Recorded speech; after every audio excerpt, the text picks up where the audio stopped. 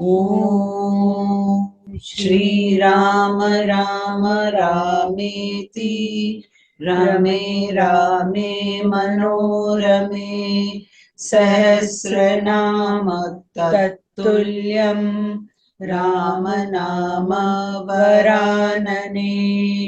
ॐ आपदामपहर्तारं दातारं सर्वसम्पदां लोकाभिरामं श्रीरामं भूयो भूयो नमाम्यहम्। Namaskar. Namaskar. Namaskar. Today we read chapter 50 of the Ayodhya Kandam, which has 51 verses. Standing with his face towards Ayodhya, SriRama bids farewell to his birthplace and sent back the people hailing from the countryside who had come to see him, and crossing the frontiers of Kosala, SriRama reaches the bank of the holy Ganga, alighting from the chariot under an Ingudi tree. Standing on the bank, he goes forward to meet Guha, the chief of the Nishds, who has come to meet him. Nay, worshipping the evening twilight and taking water only for food and drink, the prince lies down on the ground to repose for the night, while Sumantra, Guha and Lakshmana spend the night talking together. आज हम पंचाशर सर्ग का पठन पाठन और श्रवण करेंगे। इसमें 51 श्लोक हैं। श्री राम का मार्ग में अयोध्यापुरी से वनवास की आज्ञा मांगना और शंडेवेश्वरपुर में गंडा तट पर पहुंचकर रात्रि में निवास करना, वहां निषाद राज भू द्वारा उनका सत्कार। विशालान कोसलान रम्यान या आत्वा लक्ष्मण पूर्वजः अयोध्याम उन्मुखो धीमान प्रांजलिः वाक्यम ब्रवीत। इस प्रकार विशाल और रमणीय कौशल देश की सीमा को पार करके लक्ष्मण के बड़े भाई बुद्धिमान श्री रामचंद्र जी ने अयोध्या की ओर अपना मुख किया और हाथ जोड़कर कहा, Having travelled across the extensive and beautiful territory of Kosala and standing with his face turned towards Ayodhya, the wise SriRama, elder brother of Lakshmana, with folded hands addressed the following words to Ayodhya. अप्रच्छे त्वाम Puri श्रेष्ठे Kakutstha परिपालिते देवतानि च यानि त्वाम पालय अन्त्य वसन्ति च। ककुत्स्था वंशी राजाओं से परिपालित पुरी शिरोमणि अयोध्या में तुमसे तथा जो देवता तुम्हारी रक्षा करते और तुम्हारे भीतर निवास करते हैं, उनसे भी वन में जाने की आज्ञा चाहता हूँ। I take leave of you, O preeminent city, carefully protected by King Dasharatha, a scion of the Kukusta, as well as of the deities that protect you and dwell in you. निवृत्त वनवास सत्वाम निर्णो जगति पतेः पुनर्दक्षयामि मात्रा च पित्रा च सह संगतः। वनवास की अवधि पूरी करके महाराज के ऋण से उत्तीर्ण हो मैं पुनः लौटकर तुम्हारा दर्शन करूंगा और अपने माता पिता से भी मिलूंगा। When the period of my exile in the forest has expired and I have got square with the emperor by executing his command and implementing the promise made by him to Kaikeyi, I shall see you again, united once more with my mother and father. ततो रुचिरत आम्राक्षो भुजम उद्यम्य दक्षिणम अश्रुपूर्ण मुखो दीनो अब्रवीजन आनपदम जनम। इसके बाद सुंदर एवं अरुण नेत्र वाले श्री राम ने दाहिनी भुजा उठाकर नेत्रों से आंसू बहाते हुए दुखी होकर जनपद के लोगों से कहा, Lifting up his right arm and wearing a wretched look, his face covered with tears, SriRama, who was possessed of lovely reddish eyes, then spoke to the people hailing from the countryside as follows. अनुक्रोशो दया च एव यथा आर्ह मयि वह कृतः चिरम दुःखस्य पापीयो गम्यताम अर्थ सिद्धये। आपने मुझ पर बड़ी कृपा की और यथोचित दया दिखाई। मेरे लिए आप लोगों ने बहुत देर तक कष्ट सहन किया, इस तरह आपका देर तक दुख में पड़े रहना अच्छा नहीं है, इसलिए अब आप लोग अपना अपना कार्य करने के लिए जाइए। Respect and compassion according to my worth in your eyes have been shown to me by you all. Prolongation of all the agony which is being experienced by you due to your presence by my side is most undesirable. Therefore, pray, let you be gone for accomplishing your desired chores, which attending to your household work. ते अभिवाद्य महात्मानं कृत्वा च अपि प्रदक्षिणं विलपन्तो नराघोरं व्यतिष्ठं च क्वचित् क्वचित्। ये सुनकर उन मनुष्यों ने महात्मा श्री राम को प्रणाम करके उनकी परिक्रमा की और घोर विलाप करते हुए वे जहां तहां खड़े हो गए। Greeting the high-souled prince and going round him clockwise as a mark of respect, those men stood rooted here and there and minding where they stood, wailing frightfully. तथा विल्पतां तेषां तृप्त आनां च राघवः अचक्षुर्विषयं प्रायाद यथार्कः क्षणदा मुखे। उनकी आंखें अभी श्री राम के दर्शन से तृप्त नहीं हुई थी और वे पूर्वक रूप से विलाप कर ही रहे थे। इतने में श्री रघुनाथ जी ने उनकी दृष्टि से ओझल हो गए और जैसे सूर्य प्रदोष काल में छिप जाते हैं। Even while they were lamenting, as aforesaid, unsated as they were with the sight of SriRama, SriRama, a scion of the Raghuvamsha, passed beyond their sight, just as the sun goes out of sight at the commencement of night. ततो धान्य धनोपेतान दानशील जनान शिवान अकुत्तः चिद्भयान रम्याम चैत्य उपसमावृतान उद्यानाम्र वनोपेतान संपन्न सलिलाशयान तुष्ट पुष्ट जनाकीर्णान गोकुलाकुल सेवितान रक्षिणीयान नरेन्द्राणाम ब्रह्म घोषाभिनादितान रथेन पुरुष व्याघ्रः कौसलानद्य वर्तत। इसके बाद पुरुष सिंह श्री राम रथ के द्वारा ही उस कौशल जनपद को लांग गए जो धन धान्य से संपन्न और सुखदायक था। वहां के सब लोग दानशील थे। उस जनपद में कहीं से कोई भय नहीं था। वहां के भूभाग रमणीय एवं चैत्य वृक्षों तथा यज्ञ संबंधी युगों से व्याप्त थे। बहुत से उद्यान और आमों के वन उस जनपद की शोभा बढ़ाते थे। वहां जल से भरे हुए बहुत से जलाशय सुशोभित थे। सारा जनपद हष्ट पुष्ट मनुष्यों से भरा था। गौओं के समूह से व्याप्त और सेवित था। वहां के ग्रामों की बहुत से नरेश रक्षा करते थे तथा वहां वेद मंत्रों की ध्वनि गूंजती रहती थी। Sri Ram, a tiger among men, then crossed in his chariot at the blessed and lovely territory of Kosala, which was full of food grains and other riches, and was peopled by men given to charity, which had no fear from any quarter, and was covered all over with temples and sacrificial posts, which was rich in gardens and mango groves, and strewn with pods full of water, which was thickly populated with contented and well-fed people, and abounded in herds of cows, nay, each village of which deserved to be protected by kings, and which was made resonant with the chanting of the Vedas. मध्येन मुदितं सफीतं रम्य उद्यान समाकुलं राज्यं भोज्यं नरेन्द्राणां ययौ धृतिमतां वरः। कौशल देश से आगे बढ़ने पर धैर्य वनों में श्रेष्ठ श्री रामचंद्र जी मध्य मार्ग से ऐसे राज्य में होकर निकले जो सुख सुविधा से युक्त, धन धान्य से संपन्न, रमणीय उद्यानों से व्याप्त तथा सामंत नरेशों के उपभोग में आने वाले था। Then Sri Rama, the foremost of those possessed of firmness, drove at a moderate speed to a happy and prosperous territory ruled over by a number of feudatory chiefs and abounding in lovely gardens.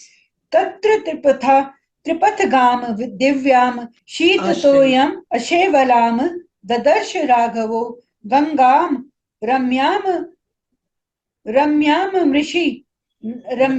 ऋषि निषेविताम। उस राज्य में श्री रघुनाथ जी ने त्रिपथ गामिनी दिव्य नदी गंगा का दर्शन किया, जो शीतल जल से भरी हुई, सेवारों से रहित तथा रमणीय थी। बहुत से महर्षि उनका सेवन करते थे। There in the confines of that kingdom, SriRama, a scion of the Raghu Vamsha, saw the celestial and lovely river Ganga, which takes a threefold course, flowing as it does through heavens, earth, and the subterranean region, carries cool waters, is free from duckweed and sand, and is frequented by the rishis. ऐर्विदुरस्थैः श्रीमद्भिः सम अलंकृताम काल अप्सरोभिः हृष्टाभिः सेविताम्भो हृदाम शिवाम। उनके तट पर थोड़ी थोड़ी दूर पर बहुत से सुंदर आश्रम बने थे, जो उन देव नदी की शोभा बढ़ाते थे। समय समय पर हर्ष भरी अप्सराएं भी उतरकर उनके जल कुंड का सेवन करती हैं। वे गंगा सबका कल्याण करने वाली है। The blessed river was adorned with splendid hermitages standing not very far from one another, and its pools overflowing with water were resorted to at suitable hours by merry celestial nymphs. देव दानव गंधर्वैः किन्नरैरु उपशोभिताम नाग गंधर्व पत्नीभिः सेविताम सततम शिवाम। देवता, दानव, गंधर्व और किन्नर उन शिव स्वरूपा भगीरथी की शोभा बढ़ाते हैं। नागों और गंधर्वों की पत्नियां उनके जल का सदा सेवन करती हैं। Nay, the blessed river was graced with the presence of gods and demons, Gandharvas, celestial musicians, and Kinnaras, and was constantly visited by the consorts of the Nagas and the Gandharvas. देव क्रीडशता कीर्णाम देवोद्यान युताम नदीम देवार्थमाकाश गताम विख्याताम देव पद्मिनीम। गंगा के दोनों तटों पर देवताओं के सैकड़ों पर्वतीय क्रीड़ा स्थल है। उनके किनारे देवताओं के बहुत से उद्यान भी हैं। वह देवताओं की क्रीड़ा के लिए आकाश में भी विद्यमान है और वहां देव पद्मिनी के रूप से में विख्यात है। The well-known river was hemmed in by hundreds of pleasure hills forming part of the Himalayan range and adorned with celestial gardens. It coursed through the heavens for the benefit of the gods and contained celestial lotuses. जलाघाताट्ट हासोग्राम फेन निर्मल हासिनीम क्वचित वेणीकृत Tzalam क्वचिदा वर्त शोभिताम। प्रस्तर खंडों से गंगा के जल के टकराने से भी जो शब्द होता है, वही मानो उनका उग्र अट्टहास है। जल से जो फेन प्रकट होता है, वही उन दिव्य नदी का निर्मल हास है। कहीं तो उनका जल वेणी के आकार का है और कहीं वह भंवरों से सुशोभित होती है। It assumed a severe aspect while indulging in a horse laughing in the form of a noise produced by the striking of its waters against the rocks, and seemed to shed a bright smile when covered with white foam. At some places, its water was reduced to the shape of a plaited locks because of its flowing in a curved line, while at other places it was adorned with eddies. क्वचित स्तिमित गंभीराम क्वचित वेग समाकुलाम क्वचित गंभीर निर्घोषाम क्वचित भैरवनी स्वनाम। कहीं उनका जल निश्चल एवं गहरा है, कहीं ये महान वेग से व्याप्त है, कहीं उनके जल से मृदंग आदि के समान गंभीर घोष प्रकट होते हैं और कहीं वज्रपात आदि के समान भयंकर नाद सुनाई पड़ता है। Somewhere its waters were still and deep, and at the other places they were distributed with violent agitation. Here it made a deep roaring sound, and there it produced a terrific noise. देव संघा प्लुत Tzalam निर्मल उत्पल संकुलाम क्वचित भोगपुलिनाम क्वचिन निर्मल वालुकाम। ठीक है। उनके जल में देवताओं के समुदाय गोते लगाते हैं। कहीं कहीं उनका जल नील कमल हो अथवा कुमुदों से अगच्छित होता है, कहीं विशाल पुलीन का दर्शन होता है तो कहीं निर्मल बालू का राशि का। Hosts of gods took a deep hosts of gods took a dip into its waters, covered all over with white lotuses. Here it was hemmed in with spacious banks, and there it was lined with white sands. हंस सारस संघुष्टाम चक्रवाक उपशोभिताम सदा मतैश्च विहगैर भी पन्नाम निंदिताम। हंसों और सारसों के कलरव वहां गूंजते रहते हैं, चकवे उन देव नदी की शोभा बढ़ाते हैं, सदा मदमत रहने वाले विहंगम उनके जल पर मंडराते रहते हैं, वह उत्तम शोभा से संपन्न है। The river, which is free from reproach in every way, was rendered noisy by swans and cranes, was graced with chakravaks, a species of birds which gets disunited with its mate by night, and other birds which are in rut all the year round, keep hovering on its waters. क्वचित तीर रूहैर वृक्षैर माला भीरिव शोभिताम क्वचित फुलोत्पल अच्छन्नाम क्वचित पद्मवनाकुलाम। कहीं तटवर्ती वृक्ष मालाकार होकर उनकी शोभा बढ़ाते हैं, कहीं तो उनका जल खिले हुए उत्पलों से अगच्छित है और कहीं कमल वनों से व्याप्त। Here it was decked with trees growing on its banks, which encircled it like garlands. Here it was covered with full-blown lotuses, while there it was carpeted with a bed of lotuses. क्वचित कुमुद खंडैश्च कुड्मलय रूप शोभिताम नाना पुष्पर जोधवत्स्ताम समदामिव च क्वचित। कहीं कुमुद समूह तथा कहीं कलिकाएं उन्हें सुशोभित करती हैं, कहीं नाना प्रकार के पुष्पों के परागों से व्याप्त होकर वह मदमत नारी के समान प्रतीत होते हैं। Here it was graced with beds of water lilies in the form of buds, while there it was reddened with the pollen of numerous flowers and looked like a woman excited with passion.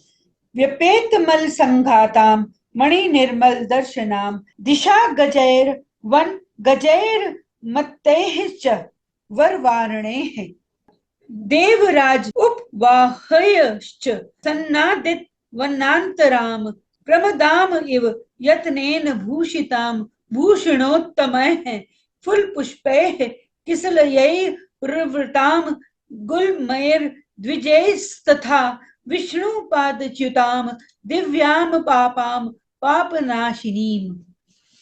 वे वल समूह पाप राशि दूर कर देती है, उनका जल इतना स्वच्छ है कि मणि के समान निर्मल दिखाई देता है, उनके तटवर्ती वन का भीतरी भाग मदमत दिग्गजों जंगली हाथियों तथा देवराजों की सवारी में आने वाले श्रेष्ठ गजराजों से कोलाहलपूर्ण बना रहता है। वे फलों फूलों पल्लवों गुल्मों तथा पक्षियों से आवृत होकर उत्तम आभूषणों से यत्न पूर्वक विभूषित हुई युवती के समान शोभा पाती हैं। उनका प्रकाट्य भगवान विष्णु के चरणों से हुआ है, उनमें पाप का लेश भी नहीं है। वे दिव्य नदी गंगा जीवों के समस्त पापों का नाश कर देने वाली है।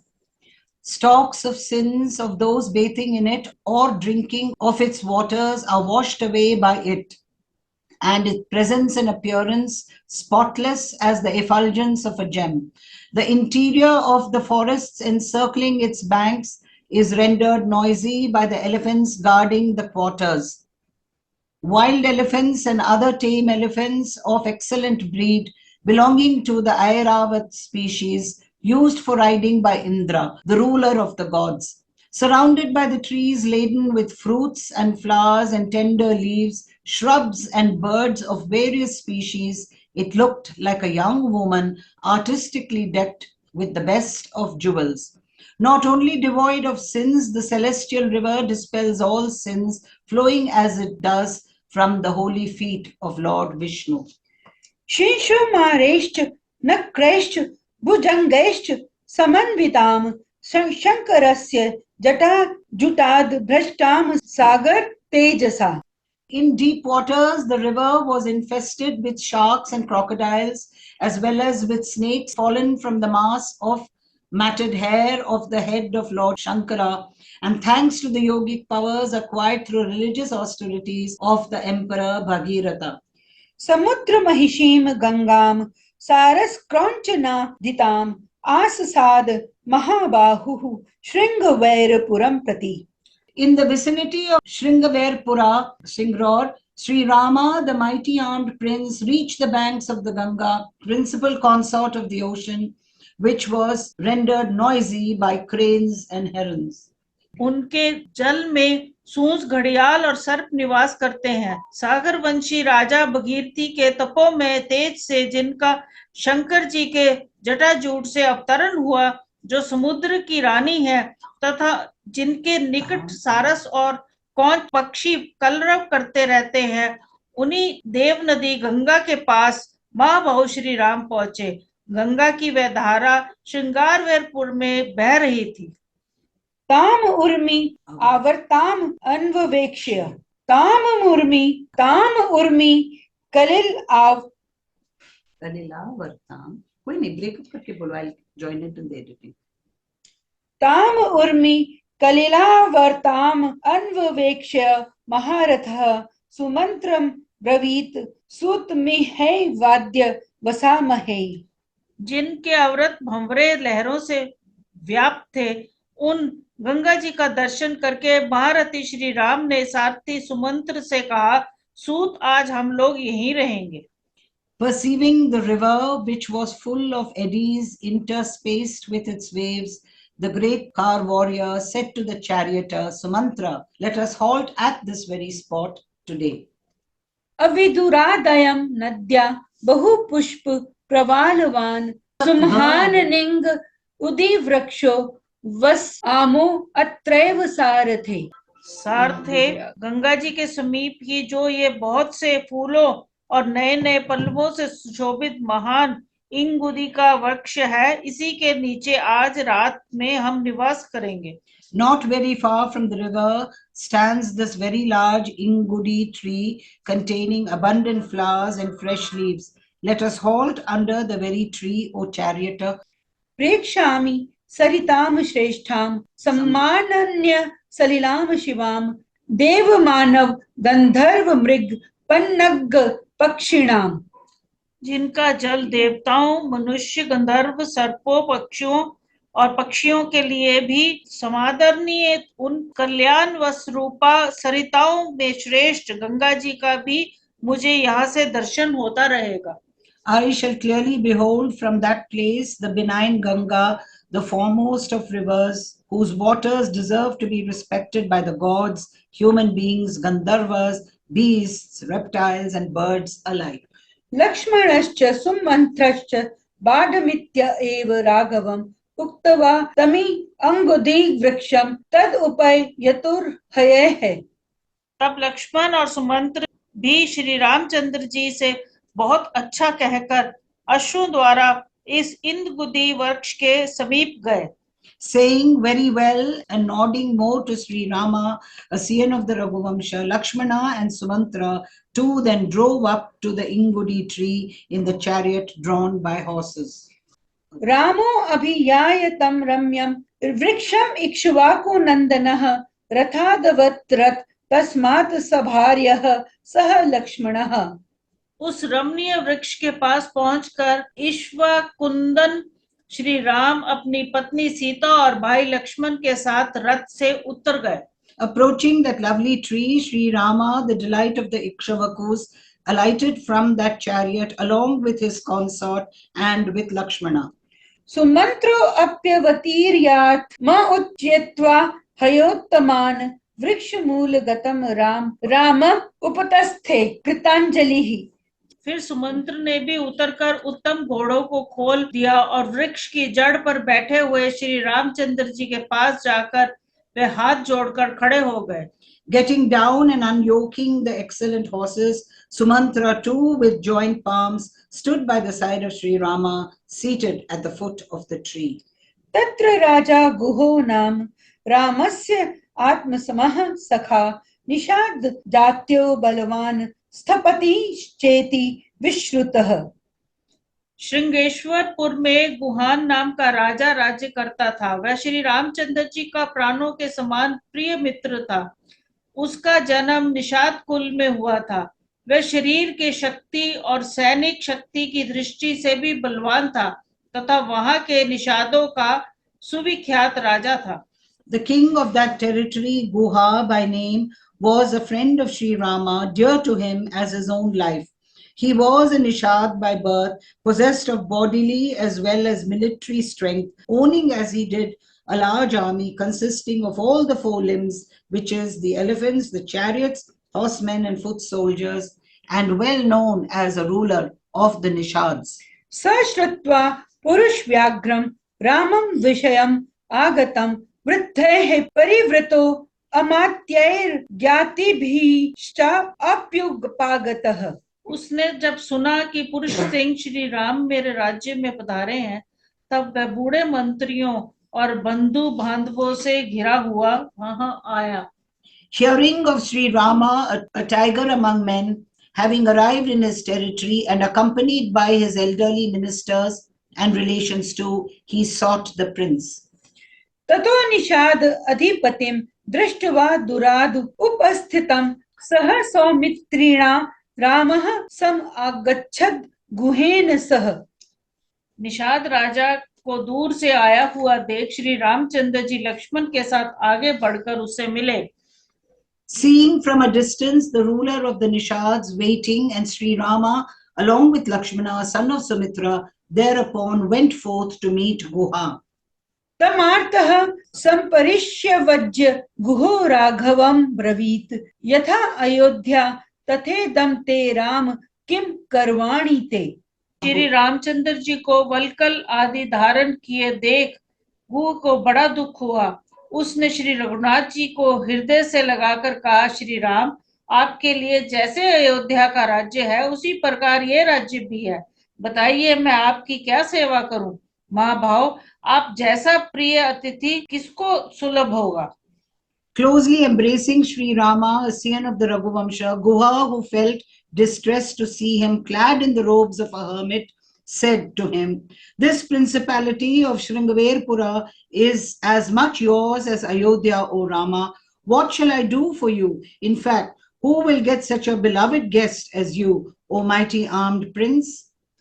ईदृशं हि महाबाहो कः प्रापस्य अतिथिं प्रियं ततो गुणवदन्नाद्यम् उपादाय पृथ्विधम् अर्ध्यं च ओपान यच्छीघ्रं वाक्यं च एदम् उवाचः स्वागतं ते महाबाहो तव एय मखिलामहि वयं प्रेष्या भवान् भर्ता साधु राज्यं प्रसादि नः भक्ष्यं भोज्यं च पेयं च लेह्यं च एतदुपस्थितं शयनानि च मुख्यानि वाजिनां खादनं च ते। फिर भांति भांति का उत्तम अन्न लेकर वह सेवा में उपस्थित हुआ। उसने शीघ्र ही अर्घ्य निवेदन किया और इस प्रकार कहा, महाभाव, आपका स्वागत है। ये सारी भूमि जो मेरे अधिकार में है आपकी ही है। हम आपके सेवक हैं और आप हमारे स्वामी हैं। आज से आप ही हमारे इस राज्य का भली भांति शासन करें। यह भक्ष्य अन्न आदि भोज्य, खीर आदि पेय, पानक रस आदि तथा ले चटनी आदि आपकी सेवा में उपस्थित है। इसे स्वीकार करें। ये उत्तम उत्तम शायें हैं तथा आपके घोड़ों के खाने के लिए चने और घास आदि भी प्रस्तुत है। ये सब सामग्री ग्रहण करें। Having brought cooked rice of excellent quality and other dishes of various kinds, he then quickly offered him water to wash his hands with and other articles of worship, and spoke as follows. So the tradition goes. Welcome is your advent to this place, O mighty armed prince. This entire land of mine is yours. We are your servants. You are our master. Pray, rule over our kingdom in the proper way from now on. Nay, here are at your service dishes requiring mastication, such as rice, and those which can be eaten without mastication, such as milk boiled with rice and sugar, those which can be drunk, those which are fit to be licked up, and those which can be sucked. Moreover, there are excellent beds for you to sleep on, as well as fodder for your horses. गुहमेव ब्रुवाणं तु राघवः प्रत्यु उवाचः अर्चिताश्चैव हृष्टाश्च भवता सर्वदा वयम् पद्भ्याम् अभिगाम् आच्चैव स्नेहसन्दर्शनेन च भुजाभ्याम् साधुवृताभ्याम् पीडयन् वाक्यं ब्रवीत्। ग्रह के ऐसा कहने पर श्री रामचंद्र जी ने उसे इस प्रकार उत्तर दिया, सखे तुम्हारे यहाँ तक पैदल आने और स्नेह दिखलाने से ही हमारा सदा के लिए भली भांति पूजन स्वागत सत्कार हो गया। तुमसे मिलकर हमें बड़ी प्रसन्नता हुई। To Guha, who was speaking as aforesaid, SriRama, a scion of the Raghus, for his part, they said, replied as follows: We stand honored by you, by your very coming all the way on foot to meet us, and as well as by your exhibition of affection, and are always pleased with you. Pressing Guha tightly once more with his rounded arms, SriRama added the following: दिष्ट्या त्वां गुह पश्यामि हया रोगं सह बान्धवैः अपि ते कुशलं राष्ट्रे मित्रेषु च वनेषु च। फिर श्री राम ने अपनी दोनों गोल गोल भुजाओं से गुहा का अच्छी तरह आलिंगन करते हुए कहा, गुहा, सौभाग्य की बात है कि मैं आज तुम्हें बंधु बांधवों के साथ स्वस्थ एवं सानंद देख रहा हूँ। बताओ, तुम्हारे राज्य में मित्रों के यहाँ तथा वन में सर्वत्र कुशल तो है? I am glad, O Guha, I see you quite in good health with your relations. Is all well with your state, allies and forests? यत् इत्विदं भवता किंचित् प्रीत्या सम उपकल्पितं सर्वं तद् अनुजानामि नहि वर्ते प्रतिग्रहे। तुमने प्रेमवश ये जो कुछ सामग्री प्रस्तुत की है, इसे स्वीकार करके मैं तुम्हें वापस ले जाने की आज्ञा देता हूँ, क्योंकि इस समय दूसरों की दी हुई कोई भी वस्तु मैं ग्रहण नहीं करता, अपने उपयोग में नहीं लाता। I, for my part, accept and allow you to take back all of this that has been so lovingly offered by you, since I do not make use of these gifts for my own purpose. कुशची राज्य इंधरम फलमूलाशनम च माम विद्धि प्रणिहितं धर्मे तापसम one गोचरम। वल्कल और मृग चरम धारण करके फल मूलों का आहार करता हूँ और धर्म में स्थित रहकर ताप सवेश में वन के भीतर ही विचरता हूँ। इन दिनों तुम मुझे इसी नियम में स्थित जानो। Know me as under a vow to wear a zone of kusha grass, the bark of trees and deer skin, and to subsist on fruits and roots alone, to practice austerities and dwell in the forest, remaining devoted to piety. अश्वानाम खादेन नाहमर्थी नान्येन केनचित् एतत् आवत् अत्र भवता भविष्यामि सुपूजितः। इन सामग्रियों में जो घोड़े के खाने पीने की वस्तु है, उसी की इस समय मुझे आवश्यकता है, दूसरी किसी वस्तु की नहीं। घोड़े को खिला पिला देन मात्र से तुम्हारे द्वारा मेरे पूर्ण सत्कार हो जाएगा। I am interested only in having food for the horses and in nothing else. By being provided with this much at the present moment, I shall be duly entertained by you. इते हि दयिता राज्ञः पितुः दशरथस्य मे एतैः सुविहितैरः च अभिविश्यामयः अहम् अर्चितः। ये घोड़े मेरे पिता महाराज दशरथ को बहुत प्रिय हैं। इनके खाने पीने का सुंदर प्रबंध कर देने से मेरा भली भांति पूजन हो जाएगा। Since these horses are beloved of my father, King Dasharatha, I shall feel honored by these horses being duly fed. अश्वानां प्रतिपानं च खादनं च एव सो अन्वशात् गुहस्त अत्र एव पुरुषांस्त्वरितं दीयताम इति। तब गुह ने अपने सेवक को उसी समय ये आज्ञा दी कि तुम घोड़े के खाने पीने के लिए आवश्यक वस्तुएं शीघ्र लाकर दो।